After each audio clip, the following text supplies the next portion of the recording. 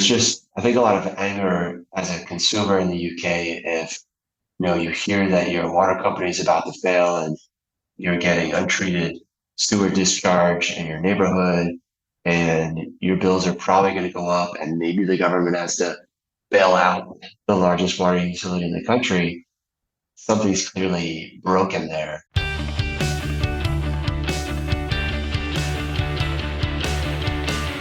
I am Reese Tisdale, and this is Future of Water, in which we talk about all the ways which companies, utilities, and people are addressing the challenges and opportunities in water. This is episode 74, and I think it's going to be a good one. Today, I'm talking to Bluefield Research's Keith Hayes about the UK water sector and what in the hell is happening with Thames Water and the rest of the UK municipal water market. In recent weeks, it seems like the chickens have come home to roost for not only Thames Water, but several other municipal utilities in the market. The UK is somewhat unique in that it is fully privatized relative to the rest of the world. There are only a few others like it. So we thought I thought I would bring in Keith Hayes because he's done a lot of analysis on the UK market, municipal markets there, as well as around the world. Hopefully he can share some perspective on what this might mean, what's happening, and maybe what the possible outcomes are for the market. It is really unclear at this point, but a really interesting discussion, particularly for a utility that serves 15 million people and is on the brink of financial collapse. So with that being said, let's bring in Keith for a quick conversation. All right, so I'm joined here now with Keith Hayes. And Keith, how's it going? It's going all right, Reese. We're still in the middle of a bad drought over here in Barcelona. So grappling with that, although we just put some research out. I think the Catalan government's, this is not their first rodeo dealing with water scarcity. So not going to be drinking seawater just yet. Yeah, I think we were talking about it yesterday. So in Boston, we're all going to the Deer Island wastewater treatment facility just for a company field trip. I guess that's what we do for fun around here. And I know you've gone to the desal plant in Barcelona in the past. I think you've gone several times with the office. Yeah. Maybe it's time to do it again to see it, because it looks like the utilization rates are through the roof. Yeah, they had it running at usually like the last 5, 7 years, it was at like 20, 25%. Now the thing is cranking, and I think they're churning out about 180,000 cubic meters per day, which for Southern Europe, that's pretty huge. And it's an insurance policy. I mean, we laugh, right? Usually by the time they cut the ribbon on a desal plant, it starts pouring and all of the scarcity is gone and there's no more drought. But this one, they've kind of kept it humming over the years just in case, and we're thankful for that. I think large scale desal plants are like umbrellas, right? As soon as you carry the umbrella outside, it's not going to rain. There you go. Murphy's Law. So, well, that's not what we want to talk about today. There's a lot happening in the news, and admittedly, it feels like we might be sort of walking up or towing up to the third rail, and that is private versus public ownership in the UK in relation to Thames Water. Don't really want to get into that argument. I think what we want to talk about is potential financial collapse of Thames Water, which is all over the news, particularly in the UK, if not the global news. It's raised alarm bells on many fronts. For those, for the listeners, Thames Water is the largest wastewater utility in the UK. It serves approximately 15 million people across Greater London. So not a small system by any comparison. I mean, it's massive. It's old. Obviously, it's London. It's got a lot of aging infrastructure problems. Like I said, it's privately owned, but it's got $14 billion of debt on its shoulders right now, and it needs more. They need more money because they've got targets they need to meet. They've been penalized or fined by government regulators recently. So rather than dump all this on the listeners all at once, Keith, I'm hoping you might be able to share some background on what's happening, what set this whole thing off, and then maybe we can walk through what it may or may not mean going forward. Yeah. So Thames Water, as you said, largest UK water utility. And maybe not everybody knows that the UK is fully privatized water and wastewater sector. So late 80s in full Thatcherite form, they carved up the industry and created several large regional water services companies. And Thames Water, Severn Trent, United Utilities, Anglian Water, those are probably the four biggest ones. So it's fully privatized, except for I think Welsh Water and there may be another small one. But pretty much 95, 97% of the population is getting their water and wastewater service from a private company. And that implies that then they had a regulator put in place. Ofwat is the name of the regulator that is in charge of managing how these companies invest and try and keep costs low for the consumers. And it's a tricky role. A lot of countries, including like Chile, have followed the UK model in trying to privatize the sector. And I think, what's come to a head over the last few weeks, and we said we weren't going to get too much into it, but, it does the fully private model work. And UK is a bit of an outlier in that most countries, most of their water and wastewater, it's a natural monopoly. It is publicly owned. But what's come under scrutiny is having relatively low household bills. And at the same time, these companies taking on a lot of debt. And so, as you mentioned, Thames Water, 14 billion of debt now. They're about 80% leveraged. I think the idea was that most of these water services companies would be 60% or less in terms of their debt service coverage ratio.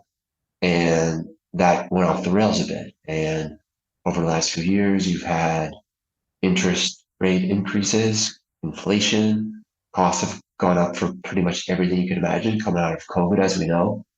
And so it wasn't a great time to take on tons of debt, not have a lot of leeway in terms of raising your rates. And then also, I think to boot, which has politicized this issue even more, is these companies paying out dividends to their shareholders. So the shareholders in Thames Water, they pumped 500 million pounds of equity into the business in March.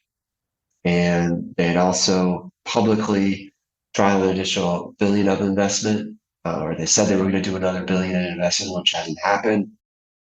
Last week, the CEO who joined 3 years ago resigned from Thames Water, and this is after they had recognized they were facing a lot of challenges financially.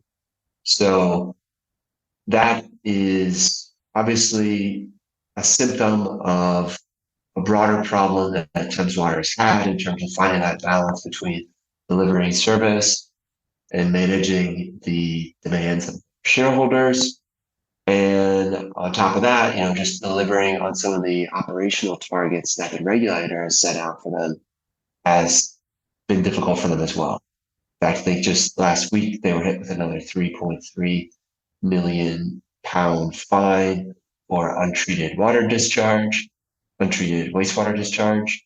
So there's a litany of issues here in terms of financial management, operational management. And I think the question is, the deeper causes for this and where do we go from here? Yeah, I mean, I think, it does raise a number of questions. Like you said, it raises the public versus private ownership debate. It also, for what it's worth, the UK has its own challenges right now. It's left the EU. So there's just a lot of financial stress on the UK as a whole. They've got a relatively new prime minister, Rishi Sunak, who's kind of under political pressure for a number of different reasons. Energy prices in Europe have been through the roof. Inflation overall has been high. And, that's what happens when you lever your company during times of low interest rates and rates start soaring, which they have globally. It's not just the UK. Then everybody's starting to feel the pain. I think one of the other questions, or challenges is, water rates also, which is not the prime necessarily the primary source of revenue for a utility, or at least for it's a source of revenue, obviously, but for capital investments and such. I mean, oftentimes there are municipal bonds if it's public. In this case, if it's private, they're borrowing money through private bonds and markets. So water rates, my point is, are really low in the UK. That's another challenge. So it's interesting to see what may happen with the utility in and of itself. So let's talk a little bit about Thames Water. I mean, ownership structure. Who owns it? Who are the owners of the utility itself? Right. So as I think, over the last decade or so, water utilities tend to be a relatively stable, low risk investment. And so they attract, large institutional investors, right? So you've got Ontario's pension fund, OMERS is there as an investor. You've got the UK University Superannuation Scheme, or USS. China Investment Corps is in there. And that's Thames. And several of these other water utilities, these private utilities have similar investor profiles. There are sovereign wealth funds, there are pension funds. And so, it is politically charged, obviously. And when something like this happens, it's seen as kind of the bedrock of a country's infrastructure and considered to be super stable, right? So the idea that, it's going to have to be potentially bailed out is concerning. And I think those types of investors are obviously expecting some kind of resolution to this, which is in line with, their long-term investment horizon. But, it does, I think, create a sense of greater risk in terms of financial management of these utilities than any of them had anticipated. So it's obviously something that both the regulator, the national government, and the companies themselves are going to have to try and sort out in a way that's going to restore confidence, not just in Thames Water, but in the system in general and the regulatory framework that they have in place. With that being said, so while the government, Rishi Sunak led government, you've got Ofwat, the regulator, you've got the investors who they're trying to figure out whether they're going to put more money into it, discussing, where do we find sources of capital to inject into the utility to keep this thing going? Does the government take it over or nationalize it? It was, I think, the UK water market. There's 17 water companies in the country, of which they're all, with, like you said, except one is private. That happened in 1989 at the tail end of Margaret Thatcher's regime. So it'll be interesting to see what happens. But it seems like the bullets are flying, as we, I guess, sadly might say in the U.S. At whom are they being directed? Like who's under pressure, or who's sort of taking the hits these days? Yeah. So, I mean, I guess the landscape of the finger pointing is multifaceted in terms of what set up the system years ago, which was, the privatization push in the late 80s. I mean, should that have never happened? I think that's neither here nor there. I don't think we're here to debate that. I also think that, you've got the investors themselves. So Macquarie, which is an Australian infrastructure bank that did own Thames Water previously, they they reached over 10 billion in debt when the company was sold in 2017. And across the UK, 17 of those 17 water utilities that you mentioned, they've taken on over 60 billion pounds of debt. Um, and meanwhile, while Macquarie was accumulating all this debt, they took out 3 billion pounds in dividends over 11 years. I mean, I don't think I have the stats in front of me to say, what was the right debt service coverage ratio? what was an acceptable amount of leverage, considering that everybody else was doing it, let's say, those other utilities, and the regulator was not stepping in. And I think that's where it comes in. Was it the role of the regulator to look at the financial health of these utilities? I think most folks would say yes to a point. It's hard, I think, with a private system like this to completely control all the financial engineering they do. A lot of folks have cried foul about like executive compensation as well at these utilities. And there's just, I think, a lot of anger as a consumer in the UK if, you hear that your water company is about to fail and you're getting untreated sewer discharge in your neighborhood and your bills are probably going to go up and maybe the government has to bail out the largest water utility in the country. Something's clearly broken there. And usually when something of that magnitude breaks, then the fingers start pointing towards the national government, right? And, we're not fully in sort of a meltdown situation like, the financial crisis in 2008, 2009, but it's of that ilk in terms of creating an environment for a strategic, critical services sector where the financial management can get out of filter and create a very tense situation. Yeah, I mean, I think the challenge, the water sector, another way to put it is it's very capital intensive, but the revenue generation is very, I would say, measured is one way to put it, right? So it is the imbalance is somewhat unique to other industries and other businesses. So that does make it difficult. As far as what I see and the people we've talked to, obviously Margaret Thatcher is always the one who gets knocked around just for privatizing certain industries such as the water utility sector. So that's never going to disappear. Macquarie, like you said, the Australian Infrastructure Bank. Ofwat is also getting beat up as well. I mean, they're the regulator who I think we've talked about it. I mean, they've been I don't know if the envy of the world is maybe a little strong, but one thing that Ofwat does do is they have set up, the asset management planning system, which happens every 5 years, which, kind of sets forth the 5-year plan for all these water companies to invest. They've got targets to be met. But the question is, or at least, how do they have teeth? Does the regulator have teeth to really control these gearing ratios, for these private water companies? And should they have done anything about it? I mean, there's sort of discussions. Well, we should have done something about it 10, 15 years ago. We saw this happening, but they didn't really do anything about it. I don't know if that's hearsay and how much power they really wield. At the same time, when things are going well, it's good times cover all the pains.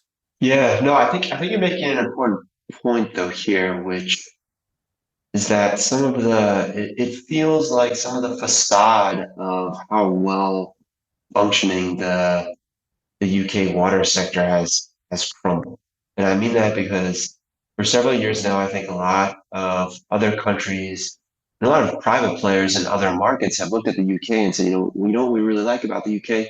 It's very transparent. They've got this 5-year investment cycle. They're on their 8th investment asset management program. And we like that system. It's clear. There's consultation around it. Obviously, there's debate, there's lobbying, but this has a process that works. That's from a procedural point of view. Having a centralized regulator like Ofwat as well is considered good in that it brings some unity to the way that all these very local entrenched businesses operate, and therefore there's some standards there that are set, and there are best practices that are shared.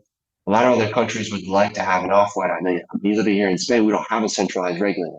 It's like river basin by river basin, It's a mess. It's a patchwork. It's really hard to compare anything.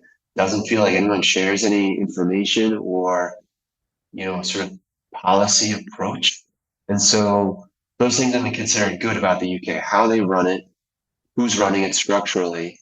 And also, I think in the last several years, I mean, we've spent a lot of time talking about digital water and innovation. And, the UK has presented itself as a country that is fostering innovation in the water sector with, having incentives built into their AMP cycle around investing in innovation and all the utilities going around the conferences showcasing their R&D initiatives and partnering with startups and pilots and all that stuff. So everybody seems to think, okay, the UK have their act together, it's innovative, it's well run, it's transparent.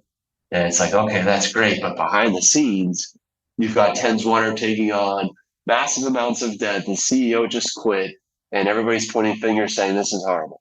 So there's a there's a facade that's been, I think, shattered at this point, and it's going to take some time to come back from that. I mean, you think, okay, well, maybe if you'd spend a little bit less on innovation and more on paying attention to gearing ratios, this wouldn't have happened. Yeah. So I think that's some deeper soul searching that probably the sector is going to have to do.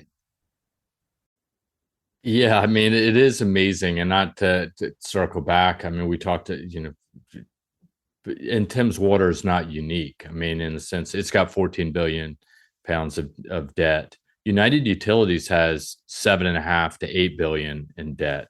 Angling has approximately 7 billion in debt. Severn Trent has 6 to 7 billion in debt. So, the debt has been piling up, but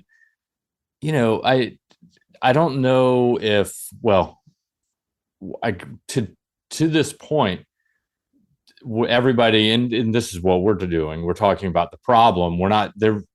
We're not talking about solutions, right? The solution is not nationalizing it necessarily, because still you got to run a water system. You still have to invest in the infrastructure. You still have to deal with the stormwater or sewer overflows. You got to deal with leakage rates.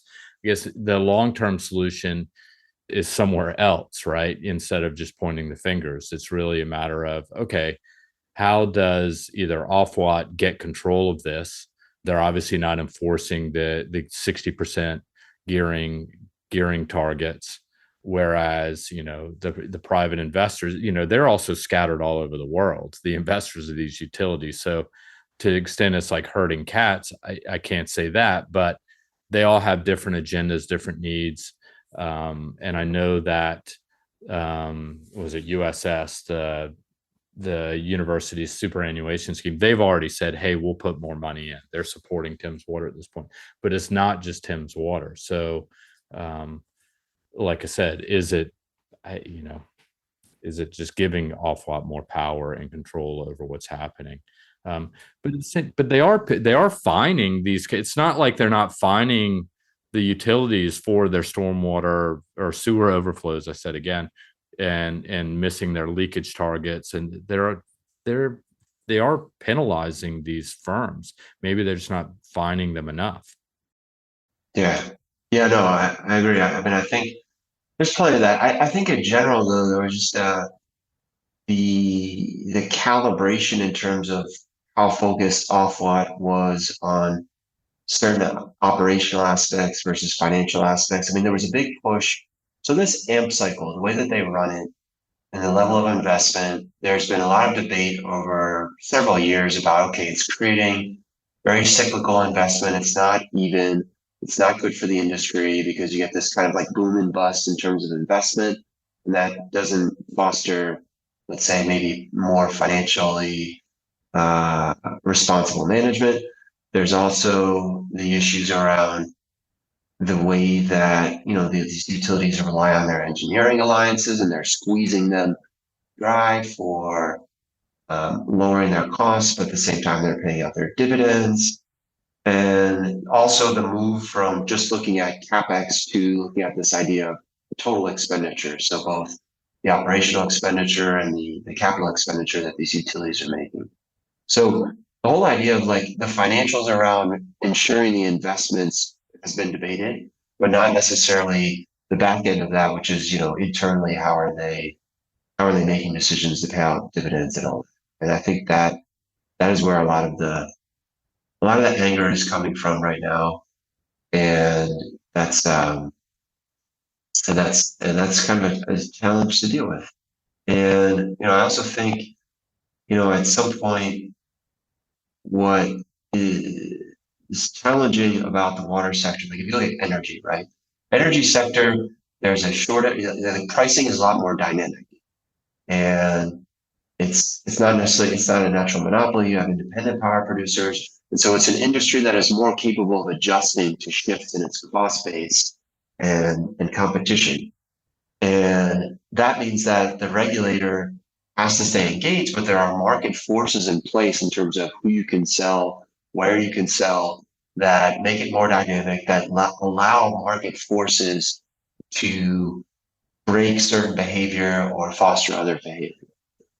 That doesn't happen in the water sector, right? And you and I both worked in energy before. In the water sector, it's totally different. It's a natural monopoly. So the onus is very much on the regulator to make sure that things are calibrated, because you can't just shift it from one month to the next because the cost of chlorine went through the roof, or you can't find, the cheap labor because your country left an economic area with an agreement when they left the EU. So, there have been shocks that the water sector is just not prepared to respond to quickly at all, just because of the nature of it is. And then you have that compounded with the way that things have been set up in the UK, compounded with, maybe the regulator as well wasn't set up for it in terms of being able to act more dynamically when things are shifting. So, you know, it is, I think, as you've said before, it is sort of turning a battleship sometimes when things aren't going well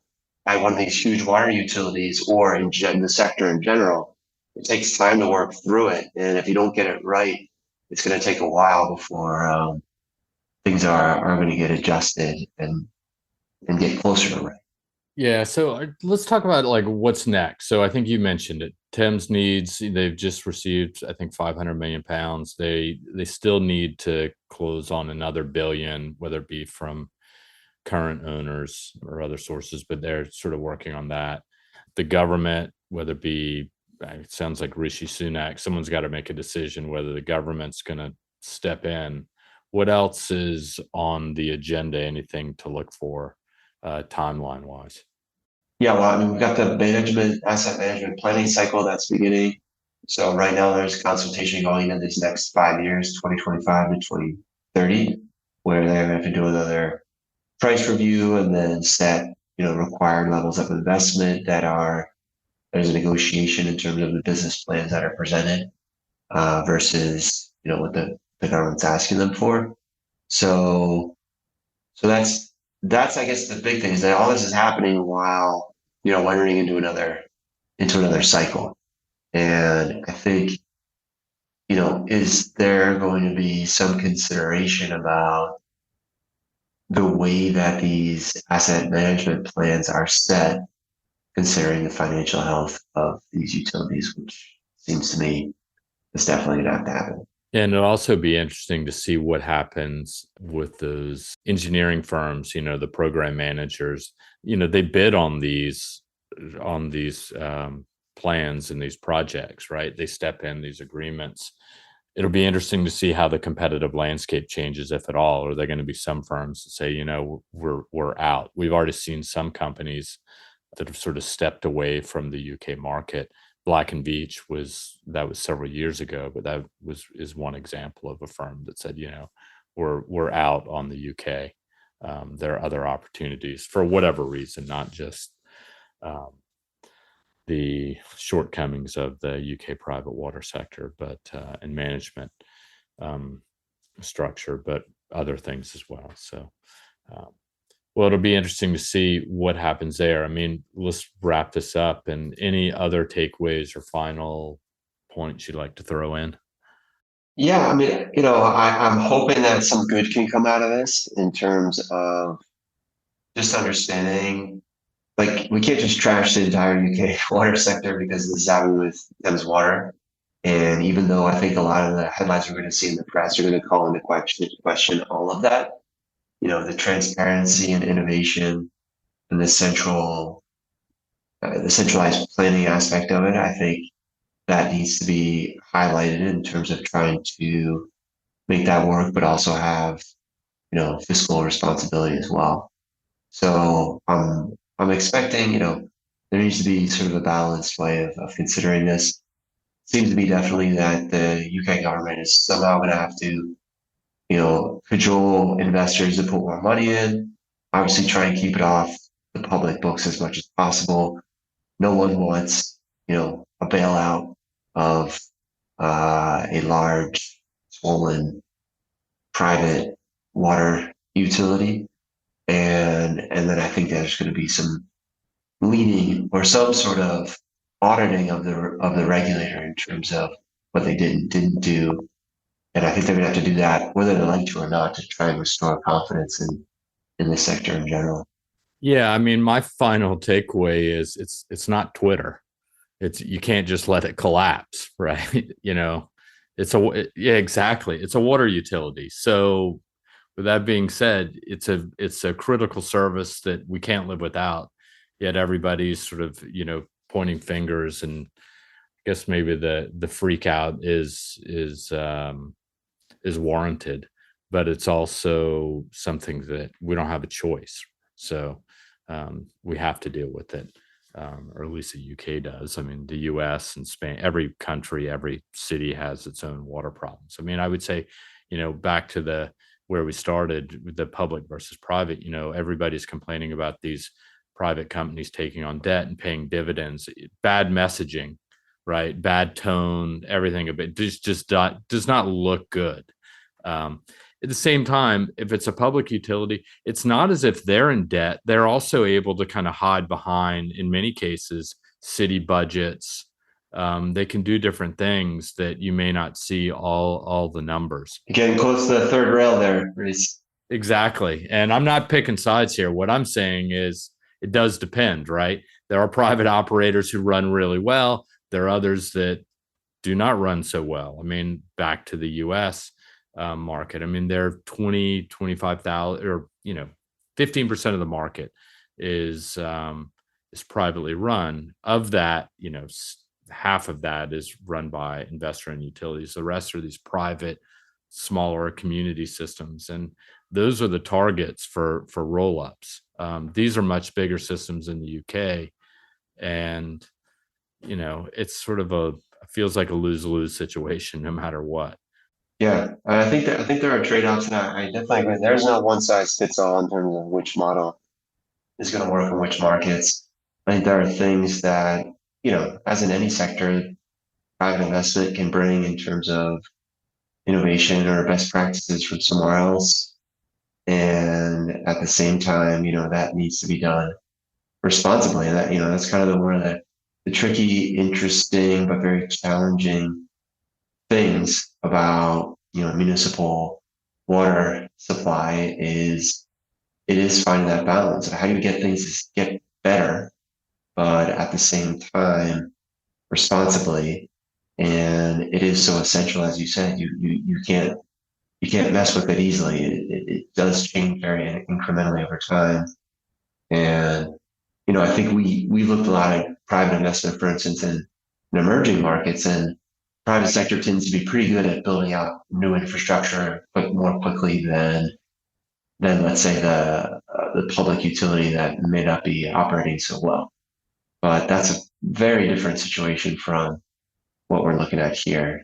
And I think you're right. You can't just trash private or praise public in a blanket statement. It is sensitive to the country and the context. And, I think because they have championed this, idea of transparency and innovation in the UK, I think a lot of folks have rooted for this model to work. But, there's been chatter of nationalizing the water utilities for years, and how much of that is based on just, I would say, you know, political, theological grounds, or how much is that actually based on operating results? That really depends on who you ask. Yeah. Well, let's put a pin in it and call it a day. I appreciate the time. I do recommend anybody listening to this, just go onto the web, go to Google and see what's happening. There's a lot of news. Financial Times and The Guardian have done some really good reporting on this situation, and it'll be interesting to see how it all unfolds. It does seem a little chaotic. I mean, like I said, there are 15 million people, at stake, their water services. Not that it's going to be cut off and shut down, because that's not possible, but it'll be interesting to see how the government manages, I guess, what we would call a crisis. So, all right, Keith, thanks a million, and we'll catch up soon. Always a pleasure. All right, take care. All right, thanks to Keith for jumping on and talking through a pretty complicated issue in the UK. So look forward, like I said, to see how that unfolds in the coming weeks and months. Once again, thanks to Mike Gaylor for producing this podcast. Couldn't do it without him. For those trying to do podcasts themselves, there's a lot of work that goes in behind the scenes. So thanks to Mike for that, and thanks to the Bluefield marketing team as well. Before we sign off, if you're in Boston, let us know. We can set up a meeting in our new location. 10 minutes from the airport, 10 minutes from the train. Really easy to swing by and say hello. Always happy to take you out for coffee or maybe even buy you lunch. Please subscribe to the Future Water podcast and give us a review. And send us a note to waterexperts@bluefieldresearch.com with any topic ideas you'd like us to discuss. We're doing this for you. And thanks to those who've already done so. We look forward to receiving more suggestions going forward. And lastly, tell a friend about it. As I always say, it's always good to reach out to a friend. No better excuse than to share a Future Water podcast. This podcast and these water industry insights have been brought to you by the one and only Bluefield Research. To learn more about us, visit us at bluefieldresearch.com. Until we talk again, be well, be safe, and take care.